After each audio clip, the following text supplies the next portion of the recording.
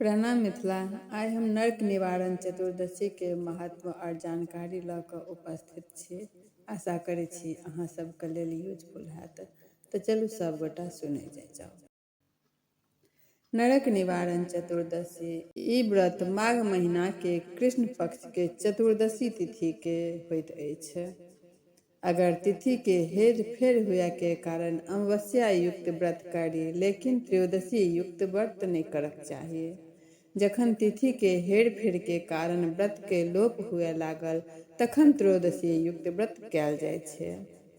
एहि व्रत में लोक भरि दिन निराहार रहि कऽ संध्या काल स्नान कऽ कऽ विशेष पूजा कयल जाइत यऽ। मान्यता छै जे एहि दिन भगवान शिव और माता पार्वती के विवाह तय भेल छलनि, यानी ठर ठीक भेल छलनि। आ 1 महीना के बाद शिवरात्रि के दिन हुनकर विवाह भेल छनि, एहन मान्यता छै।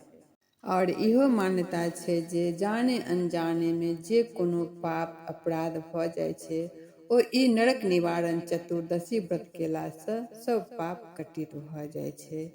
एक दिन भगवान शंकर माता पार्वती के साथ कैलाश पर्वत पर अति प्रसन्न मुद्रा में बैसल छलथि।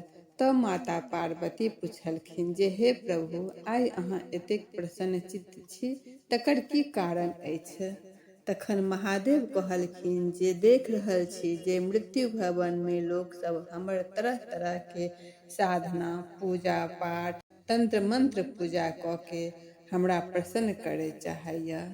तखन माता पार्वती पूछे छथिन जे आइ मृत्यु लोक में की छै जे अहाँ के भक्त एतेक उत्साह से प्रसन्न करऽ चाहे छथि?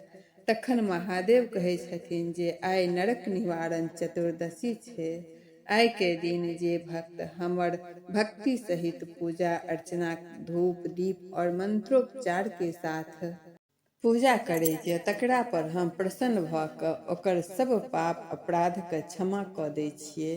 तैं एहि चतुर्दशी के व्रत नरक निवारण चतुर्दशी के नाम से जानल जाइए।